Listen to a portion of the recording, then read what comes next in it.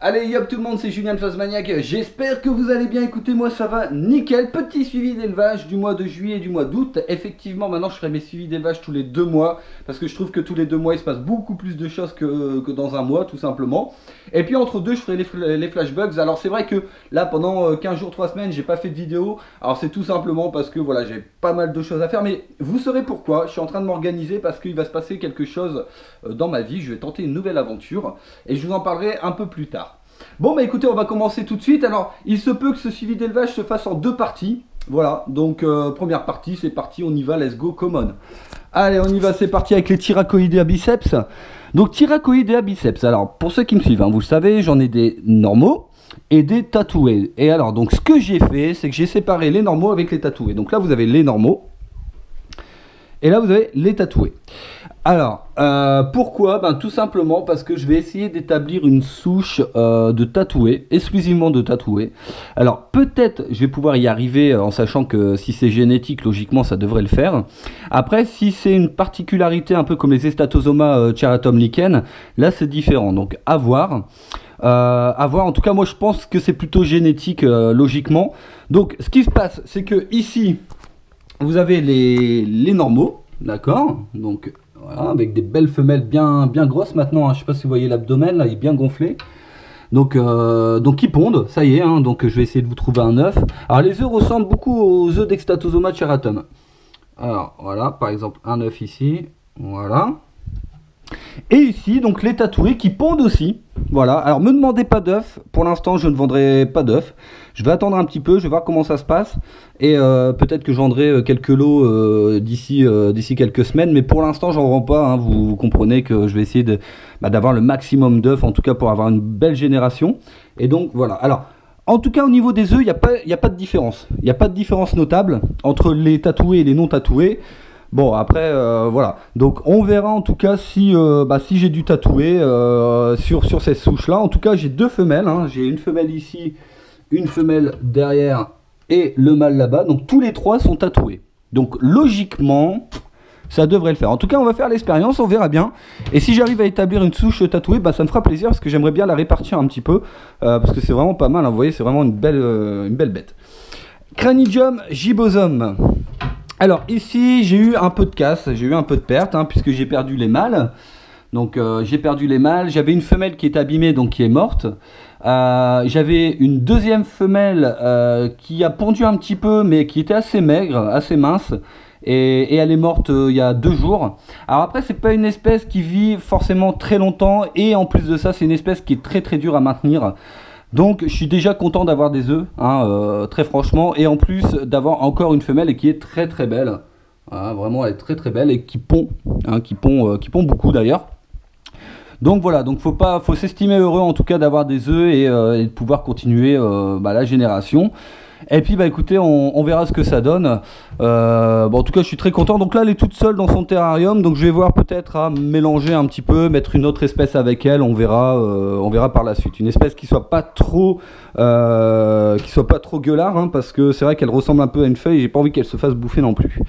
Donc les Thyracoidea, ça on en a parlé. Alors on va passer ici au Marmesoidea SP4 chain. Voilà, il y en a un qui est sorti d'ailleurs. Il a voulu faire le mur, mais voilà, je suis arrivé au bon moment. Bah ouais mon gars, c'est pas avec moi, ça marche pas. Voilà. Alors les Marmesoidea SP4 chain. Donc là vous voyez, j'ai plein de naissances. Alors je vais vous faire voir sur les bancs, je vais pas trop l'ouvrir parce que ça va partir de partout. Donc je sais pas si vous voyez tous les petits là. Voilà, j'ai eu plein de petits.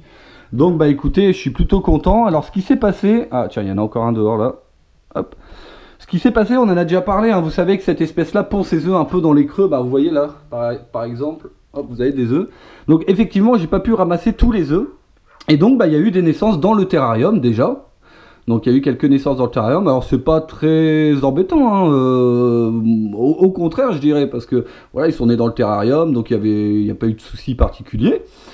Et donc là ça y est, hein, là c'est parti. Donc là j'ai pas mal de naissances. Si on regarde un petit peu la boîte d'incubation, hein, vous allez voir que voilà, donc j'ai des naissances de partout. Donc ça, j'ai du dispo. Pour ceux qui veulent commencer l'élevage par exemple, hein, c'est une espèce qui est très facile à élever. Là j'ai déjà fait quelques colis avec cette espèce donc il n'y a pas eu de soucis, voilà, au niveau de la livraison, tout ça c'est nickel. C'est une espèce qui est assez costaud, on va dire. Et puis c'est une espèce qui est plutôt mignonne, hein, très franchement, avec des belles couleurs, tout ça. Donc voilà, si jamais vous commencez ou si jamais vous souhaitez avoir tout simplement cette espèce-là, n'hésitez pas. Je vais vous mettre le lien juste en dessous dans la description pour pouvoir en acquérir. Voilà, vous cliquez dessus et vous pourrez en acheter si vous le souhaitez. Voilà, voilà. Donc là, ça se passe relativement bien. Alors je le savais parce que de toute façon, c'est une espèce qui est vraiment costaud, donc il n'y aurait pas eu de soucis particuliers, c'était sûr. On va passer ici aux Zolarches miliaris, donc les petits criquets. Voilà. Criquet puant aussi, on appelle ça criquet puant.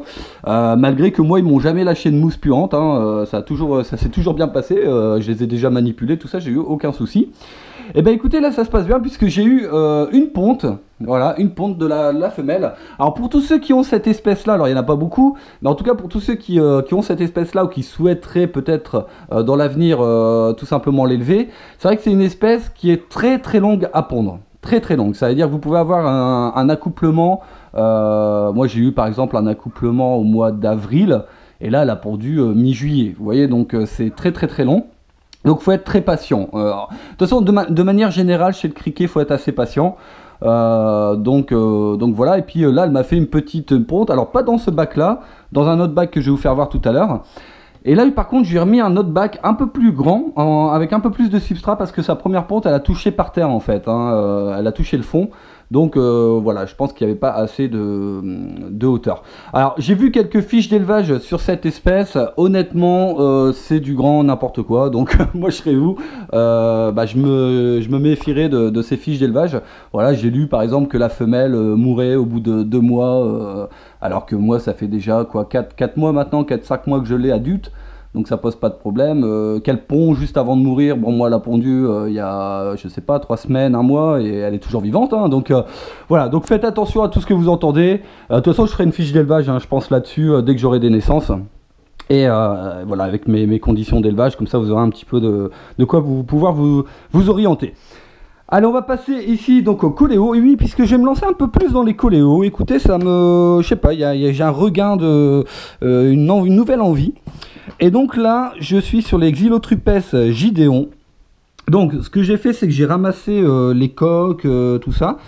Et donc, je les ai mis dans de la mousse horticole. Donc voilà. Là, vous avez un beau mâle. Ici.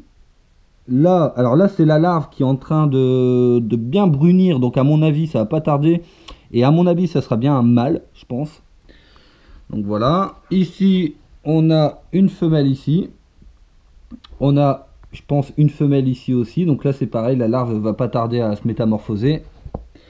Et ici, on a un beau mâle, voilà, qui se met debout. Voilà. Alors, parce qu'en fait, logiquement, j'aurais dû faire des trous verticales, puisque les Gideons se mettent debout.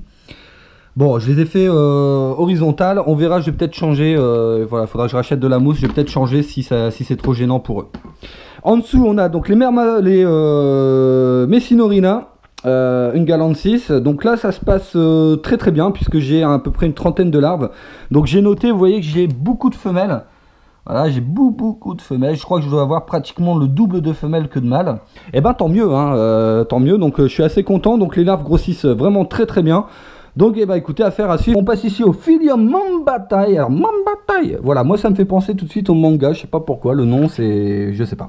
Et donc là vous voyez qu'elle est vraiment très grosse. Voilà. Alors elle est très grosse, elle est très grande. C'est vraiment une belle bête. Vraiment, hein. Si je mets ma main à côté, alors je sais pas si vous allez vous apercevoir de la grandeur, mais voilà, c'est vraiment une très belle bête. Et donc elle me pond pas mal d'œufs, hein. Vraiment je dois être à peu près, je pense, à une centaine d'œufs à peu près. Donc bah écoutez, ça fait plaisir. Alors je vais vous montrer un œuf par exemple ici. Voilà. Donc les œufs sont, alors là il est un peu plus, il est plus marron là, mais normalement les œufs sont de couleur violette. Violet pardon, et voilà, donc là comme le substrat est assez humide, on les voit pas très bien, mais voilà, bah, ça se passe bien. Écoutez, hein, ça fait maintenant 3 semaines à peu près que je l'ai, et bah, elle se porte très bien, elle pond bien, donc écoutez, y a pas, voilà, rien à dire. Alors ici on va passer au Cnemidophyllum citrifolium, donc les sauterelles, vous voyez, qui grandissent super bien. Voilà, donc ici, là, on en a là, donc là qui a perdu une petite patte arrière. Donc je suis un peu dégoûté, mais bon, c'est pas grave, hein, ça arrive. Voilà. Et je continue d'avoir des naissances, hein. Hier, j'ai eu 3 naissances.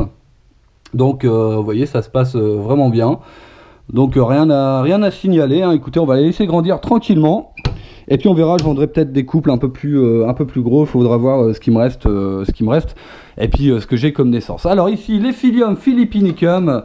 Donc là, pareil, ça se passe super bien. Alors pour tous ceux qui ont cette espèce-là, donc Phyllium, de tout ce qui est plus ou moins Phyllium, comme il fait chaud en ce moment, là, n'hésitez pas à les pulvériser. Alors moi, je pulvérise à peu près 2 fois par jour, parce qu'il fait vraiment chaud en ce moment, pour une fois dans le nord. Donc voilà, je pulvérise, donc il faut vraiment pas hésiter. Et là, je vois que, vous voyez, voilà, on commence à avoir des belles bêtes. Donc là, c'est un mâle. Alors, on a des beaux morceaux, hein, qui commencent à arriver. Voilà, là, c'est un mâle aussi. Alors, j'ai pas mal de mâles. Là, c'est une femelle. Voilà, donc, bah, écoutez, je vais recommencer l'élevage, hein, sur cette espèce-là, puisque ça se passe bien. Et puis, on verra par la suite, hein, ce que ça donne. Ici, donc, Agnella Dani. Bon, ça, je vais pas vous montrer, hein, ça pousse bien. Il n'y a pas de souci particulier. J'ai eu quelques pertes. J'ai eu 2-3 pertes. Donc bon, un peu chiant, mais voilà, c'est dû à l'humidité. Il faudrait que je les mette dans un terrarium un peu plus humide. Mais bon, sinon ça roule. Alors ici, Achatina fulica. Donc là, pareil, ça se passe très très bien. Je vais vous ouvrir ça rapidos. Voilà, vous pouvez voir, hein, que ça se passe bien. Donc là, pareil, je vais vous mettre un lien directement dans la description. Si vous voulez en acquérir, hein, bah, n'hésitez pas, je mettrai le petit lien. Vous pourrez en acquérir, hein, pour tous ceux qui veulent essayer, tenter l'aventure. Voilà, c'est une espèce qui est assez prolifique, faut le dire, mais qui est plutôt sympa. Et puis vous voyez, là j'ai des belles couleurs, hein. J'en ai qui sont vraiment de belles couleurs. Donc voilà, bah, n'hésitez pas, hein. Si jamais vous en voulez, c'est très simple à élever. Si vous voulez commencer dans les escargots, ça c'est parfait. Donc voilà, je vous mets le lien dans la description. Ici on a les albinos. Voilà, donc je vais pas l'ouvrir parce qu'ils sont en train de dormir là. Voilà, les albinos, donc là, qu'ils ont très très bien grandi, hein, ils ont vraiment bien grandi, et à mon avis, ils devraient pas tarder à pondre, hein, parce que les albinos, ils sont un peu plus petits que les fulicas adultes, hein, donc là, ils commencent à être de bonne taille, donc ça devrait pas tarder.